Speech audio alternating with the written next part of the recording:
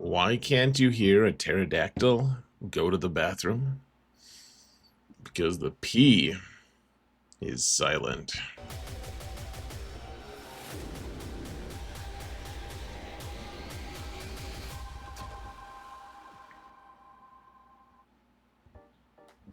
Hello, everyone, and welcome to another episode of Zereth Prevails. Today, let's talk about 5 characters everyone should be working on.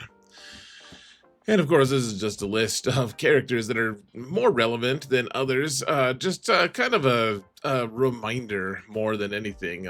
We're always trying to plan and everything and trying to figure out what the best characters to work on are, what the most relevant things are. And so let's jump into it right after I say thanks to my patrons. You guys are amazing. Thank you so much for your support, guys. I really couldn't do what I do without you. You guys make this possible. Thank you so much. And if you want to support this channel for free, folks, all you gotta do is hit that thumbs up button, like, subscribe, comment.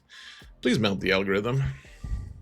It's good for everyone. A good active mounting every day. It keeps the doctors. And let's move on. I can't back that up at all. Not even slightly. So, first character that everyone should be working on. Surprise, it's Night Trooper.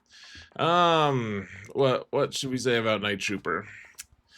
So, I've been doing a lot of roster reviews lately, and I still have a lot more to do. But the one thing that I keep coming across this isn't every single person that it needs a review or whatever, but this is something that I check on pretty consistently.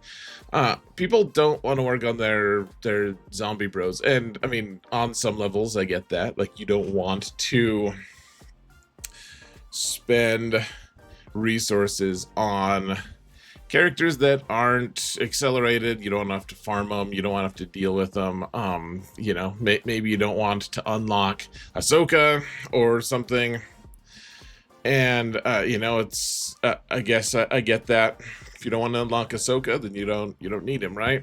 And I guess I feel like that's a little bit misguided, because yes, he's a requirement character for Ahsoka, and now he is accelerated for what it's worth, but he's also just, not only is he good in his own right, he's also a requirement character for the assault battle, which has some of the best rewards in the game currently. And so yes, you have to work on him and the other 2 zombie bros. So it's not as good of a deal quite as working on the Queen Amidala bros, but the this whole Night Trooper team, the Imperial Remnant Zombie Trooper team is, I mean, they're all good characters for their own reasons, but on top of that, one of the most important things in this game is to avoid burnout, to actually succeed and kind of like catch up, even though we can't ever catch up to people who want to spend a lot of money. If you want to catch up, though, probably one of the best ways to do it is to have as many simmable events as possible, and so that you're just getting passive income, like passive rewards every month. And that's one of the good reasons. And then also, as you'll see in a little bit, he's also part of a really strong team that is extremely relevant. And actually, you can just use him. You can use him in a few different teams, in a few different ways. And he's an unlock character. And right now, he's got an amazing Datacron. It's actually just the old bespoke Datacron that he had. He was the first bespoke Datacron character. And now it's just available to the plebs, available to anyone who cares to go farm it, and it just makes him really strong. So lots of good reasons to work on Night Trooper, in my opinion, and so he's the number 1. Well, I mean, not that we're really ranking them exactly. All right, Bo-Katan. Hey, I talk about Bo-Katan a lot. People get annoyed about that, and this is the Bo-Katan Mand'alor. This is the legendary character, and people are like, I don't see what you like about Bo-Katan. And other than I like her character and other things. She is also just a really strong character. Like I guess I just don't understand what people have against her, and this is another thing. Like watching, like doing all these roster reviews. I mean, a lot of people have Bo-Katan, of course, but I'm always shocked when people don't have. I'm like, her requirements are really pretty small, and at this point, like a lot of them, I mean, all of them are accelerated at this point, and her team is pretty clear cut, and you want a lot of those characters anyways, and she's countering so many things, folks. I mean, it, she used to, it was used to be like, okay, let's use her to just auto delete Lord Vader, right? Drop a couple banners and we're good to go. Or you know, maybe you don't even, maybe you're so skilled that you don't even need to do that. But boy, there's more. Like she also takes down, I mean, if you ever end up running into them, like she'll take down a Jedi Master Luke team, she'll take down a Sith Eternal Emperor team, she'll take down a Kenobi team, well, a Kenobi team that doesn't have Ezra and the Hodocron, of course, which is a current issue, but like she takes down all of those things. Like Kenobi, people place that team in order to be able to, you know, like mess with your opponent's defense. Like she just takes them out, and now you know, the new Lord Vader team with clones, that they are a very strong team, and they're a problem. And if you mod her and her team correctly, she's taking out Lord Vader teams as well in both 3s and 5s in GAC. So not to mention, she helps you and your guild unlock Mand'alor, which gets you some Kyrotech and also gets your whole team a bunch of GET2. I just don't see why people think she sucks or something. They're like, she's not that important. I feel like of all the legendary characters, I mean, is she the very most important? Probably not. Is she one of the most important? I think so. I think so. Like for the reasons I just outlined. Like she kills a ton of stuff. She's relevant in multiple game modes, and she's a lot of fun. So I just don't see why you're not working on Bo-Katan. Next up is Temple Guard. Hey, he's ready for the raid, guys. Look at my, he's Relic 3. He's got 6 stars. So Temple Guard is an interesting one. A lot of people don't, I mean, I touched on this before. People don't like to farm the characters that are not accelerated. And first off, I think that just has to change. That thinking has to change. I think working on new stuff is like the way these days. Like I think you're gonna miss out on a ton of rewards. You're gonna miss out on a ton of stuff if you just ignore new characters for a full year. I just think that that's true. I mean, it's not even a full year. It's like a year and 2 months, and then that's when you start farming. So it's like a year and a half from a character's release till you actually get to use them. It seems a little crazy to me, and because the new stuff, the new characters are getting you rewards. They're part of events, and now they've just made it so that these new characters can be relicked and be usable, and Temple Guard is one that I think we could all start on, because first off, I know not everyone has her, but unlocking Jocasta Nu at this point, a lot of the Conquest, even Conquest slackers, have unlocked Jocasta Nu. They've at least had the opportunity to be working on her, right? And so you've got a pretty functional team. Like, even if you're not going to go for Mace, which I'm not saying you should go for Mace. I'm almost thinking like maybe just pump the brakes on trying to get Jedi Master Mace a little bit. But if you have a team, like you can have Kelleran back with Jocasta Nu and Temple Guard, and you know, throw in whoever else you want. Temple Guard is a really cool character, and honestly, it's such an understated value within his GAC Omicron. Is he just at the very start of the match, he just locks down one of your opponent's characters for a couple of his turns, and so you can just make him like super slow.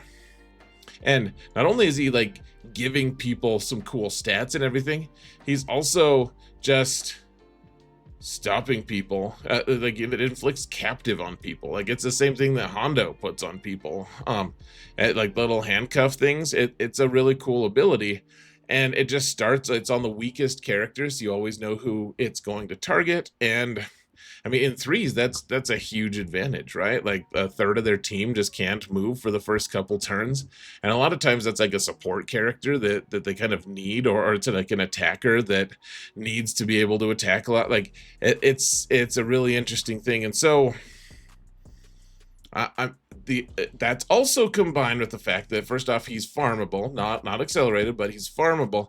And I don't know, I'm sure some of the people watching this didn't cash in on this, but they did have a web store special where you just got, what did they do with like 66 shards of him for free? Was it 66? It was like in the 60s range, and it feels like 66 is the thematic number to go with. But so a lot of people have a lot of shards for him as well right now. You don't really need other characters from that farm, like from the latest like Jedi Vanguard, to make him good, because he goes well with other Jedi Vanguard characters that already exist. So pretty worthwhile, if you ask me. Great Mothers are the next one, and they probably made the list several times. Do you know, I read an article like recently, someone sent me this. I was like, what? Why did you send me this? But it was it was like the characters who play the Great Mothers in Ahsoka aren't actually ugly. And I was like, that's the most random article ever. But we only have the character models that CG has given us, so unfortunate for us. However, they are extremely good in the game for lots of reasons. Like in TW, they're very good if you put the Omicrons on them. In Rise of the Empire, they get you the special mission every single time. It's really nice. They also get you the final tier of the Night Sisters team, the Night Sisters Assault Battle, sorry.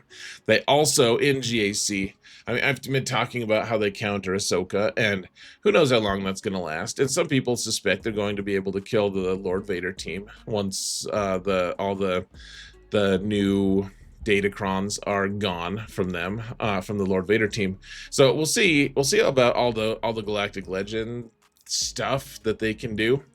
Beyond that, though, like one of the most common teams you find on defense in GAC is going to be a Queen Amidala team. And they just destroy Queen Amidala. If you know what you're doing, they just destroy that team. Like that's a problem team. Like there's not a ton of teams that just casually beat that. And so Night Sisters do that. Also, they go really nicely with Night Brother or Night Trooper, sorry. Night Trooper also has a really good Datacron that goes with them right now. That it impacts, like that just expands the amount of damage that they can do with him. Even in threes, like right now, the Great Mothers team with Night Trooper is really strong on defense in threes. So definitely good. And then also they help you unlock Baylan, which, I mean, Baylan, I mean, I hesitate to recommend you work on him a whole lot, but when you finally do want to work on him, you need to have Great Mothers, right? So we have Great Mothers, and we have Morgan. That you also need Morgan, and you probably want to work on Spirit as well, for what it's worth. But if you work on these guys and you work on the zombie bros, you'll have a very functional team very, very quickly. Finally, let's talk about Dengar just a tiny bit, just a little bit. Okay, so I don't care how his modding is. I don't care. Like, don't work on his. Like, you don't plan on using him in squads. The reason I added him is a lot of people really just ignore him. Like they get him to Relic 5, they don't even throw 6E mods on him, and then I mean, his punishing one ship is probably the most important ship in the game right now, in some ways, at least from a certain point of view. It's a very strong ship because it's impacted the meta in so many different weird and, I mean, in multi-dimensional ways, right? And so Dengar it like how many relics are on him, how, like if he has 6E mods or not, like all of those things, if he has his abilities and his zetas, like they all impact, right? They all impact how his ship performs, and that ship dying early versus not dying early and doing a lot of damage throughout the rest of the match really matters. And so, like, just leaving him at relic 5, I'm not saying you should just get him to relic 9 like I did on my alt, but if you get him to 9, that it makes him faster than anyone on Leviathan. So depending on how your account is, like if you already have all 3 of the capital ships, I would still try to get him to like 7. Honestly, I think his requirement at 5 for some galactic legend or other. Anyways, I could be wrong. I think he is though. So I can understand why you want to just leave him at 5, but getting him up to 7 is going to substantially boost your survivability and your hitting power with this. Like I keep saying, one of the most important ships in the game, and I mean.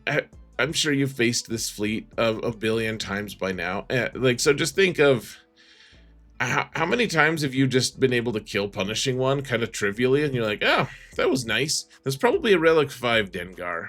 I doubt that you've like even just getting him a couple more relic levels and making sure his mods are 6E are probably gonna just stop casual swatting of punishing one. So do what you want, guys, but I feel like that's overlooked a lot. Like I said, I've been doing a lot of roster reviews, and that's something a lot of people have overlooked. And then finally, let's just the bonus character. And he's like in all my lists. He's been on my lists forever because he's really good right now. He's very, very relevant. Hondo Onaka, the smuggler, scoundrel, mercenary, pirate himself, the neutral one. He's requirement at you need relic 9 on him to unlock Pirate King Hondo. He's also part of all the latest factions. He's part of the mercenaries. He's part of the pirates. He is actually, honestly, just a very standard character to add to your